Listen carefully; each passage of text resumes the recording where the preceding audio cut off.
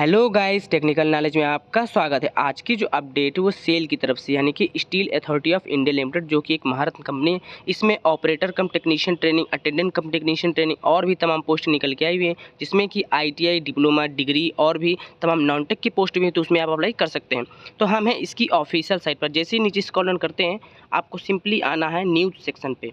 News section में जैसे कि आप देख सकते हैं, देखिए लिखा हुआ है Bhilai steel plant and opportunity to join Bhilai steel plant, Chandrapura ferro alloy plant, Salem steel plant, SAIL recruitment notification for various post. मैं यहाँ पर क्लिक करके पीडीएफ डाउनलोड करें तो आपके साथ डिस्कस करता हूँ क्या होने वाला है, एलिजिबिलिटी क्राइटेरिया क्या, सिलेक्शन प्रोसेस, एप्लीकेशन फीस क्या रखी गई है। सो गाइस, जैसे कि आप इस नंबर देख सकते हैं, हमने वहाँ पर क्लिक करके पीडीएफ डाउनलोड कर लिया। डेट 7/11/2022, एडवर्टाइजमेंट नंबर देख सकते हैं BSP15 रिक्रूटमेंट 22-23 की है।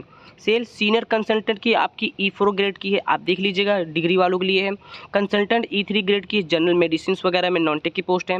उसके बाद मैनेजर की पोस्ट है, मैनेजर हाइड्रोक्सी मैनेजर E2 के लिए पोस्ट है डिसिप्लिन में। और हम आप यहाँ पे बात करेंगे आईटीआई वालों के लिए। देखिए गाइस, पोस्ट नंबर S3 और S1 की यहाँ पे दी गई है। माइंस फोरमैन की, सर्वेयर की, ऑपरेटर कम टेक्नीशियन ट्रेनिंग, इलेक्ट्रिकल सुपरवाइजर की, माइनिंग मेट्स की, ब्लास्टर की, ऑपरेटर कम टेक्नीशियन ट्रेनिंग बॉयलर की और attendant cum technician training boiler की S1 ग्रेड की। टोटल नंबर ऑफ वैकेंसी देख सकते हैं, इसमें कैटेगरी वाइज डिस्ट्रीब्यूशन है, तो आप देख लीजिएगा।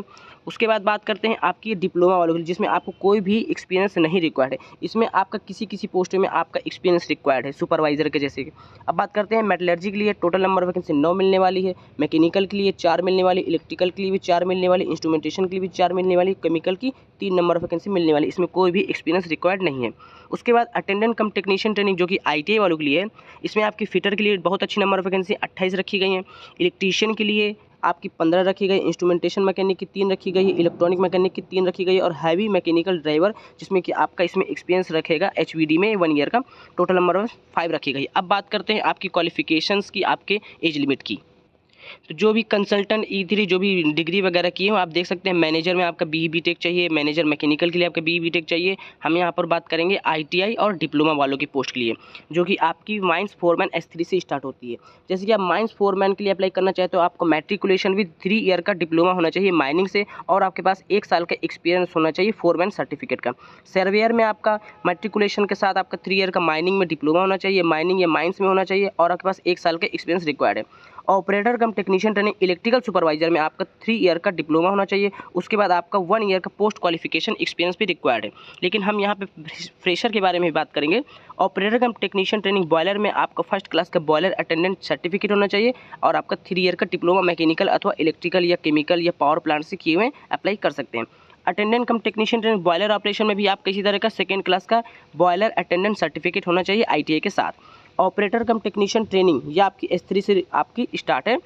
एज लिमिट है 28 ईयर, मैट्रिकुलेशन के साथ 3 ईयर का डिप्लोमा किए हुए हैं। रिलेवेंट से यानी कि मैकेनिकल से, मेटलर्जी से, केमिकल से, इलेक्ट्रिकल से, इंस्ट्रूमेंटेशन से अप्लाई कर सकते हैं।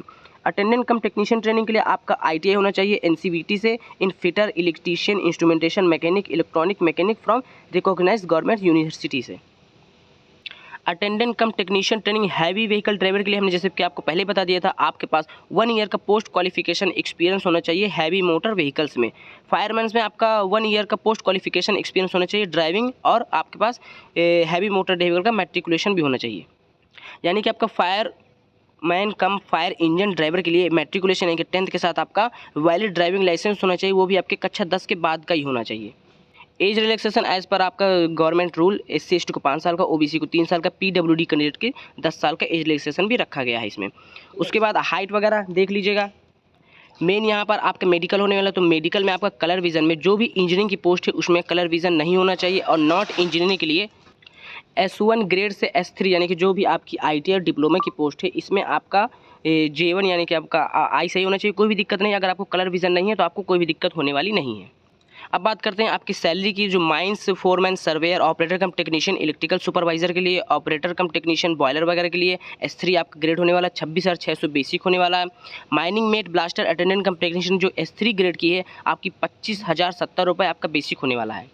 एप्लीकेशन फीस के बारे में बात करें तो S3 ग्रेड की जो आपकी पोस्ट है यानी कि डिप्लोमा वालों के लिए उसमें 500 रुपये एप्लीकेशन फीस रखी गई, जनरल OBC EWS कैंडिडेट के लिए, और 150 रुपये SC ST PW ex serviceman departmental candidate के लिए रखी गई है। S1 जो कि आपकी ITI वालों के लिए पोस्ट है, जनरल OBC EWS के लिए 300 रुपये फीस रखी गई, SC ST PW ex serviceman department candidate के लिए 100 रुपये फीस रखी गई है। E1 अथवा एबव यानी कि E1 ग्रेड से आपकी जो भी एबव पोस्ट है 700 रुपये जनरल OBC EWS के लिए, और SC ST PW ex serviceman department candidate के लिए 200 रुपये रखी गई है। डिप्लोमा और ITI वालों का सिलेक्शन प्रोसेस के बारे में बात करें तो आपका CBT होने वाला है, जिसमें आपके 100 मल्टीपल चॉइस होने वाले हैं, जिसमें कि आपका क्वालिफाई नेचर रखेगा 50% जनरल वालों कैंडिडेट यानी कि UR EWS के लिए, SC ST OBC कैंडिडेट के लिए 40% मार्क्स लाना अनिवार्य है। उसके बाद आपका स्किल टेस्ट होगा, उसके बाद आपका फाइनल सिलेक्शन हो जाना है। जैसे ही आप सिलेक्ट होते हैं तो पहले आपको पहले साल ITI वालों के लिए 12,900 और सेकेंड ईयर आपको 15,000 रुपये मिलने वाला, और डिप्लोमा जो S3 ग्रेड के उनको 16,100 रुपये मिलने वाला पहले साल, और दूसरे साल आपको 18,300 मिलने वाला है। इंपॉर्टेंट डेट्स के बारे में बात करते हैं तो 26/11/2022 से आपका स्टार्ट हो जाएगा, और 17/12/2022 इसकी लास्ट डेट होने वाली है। तो अभी इसका ऑनलाइन एप्लीकेशन नहीं स्टार्ट हुआ, जैसे इसका ऑनलाइन एप्लीकेशन स्टार्ट होगा आपको टेलीग्राम में अपडेट मिल जाएगी। सो गाइस, एक छोटी सी अपडेट देनी थी। वीडियो पसंद आने पर वीडियो को लाइक करें, अपने दोस्तों के साथ शेयर करें। मिलते हैं अगली वीडियो पर, तब तक के लिए नमस्कार।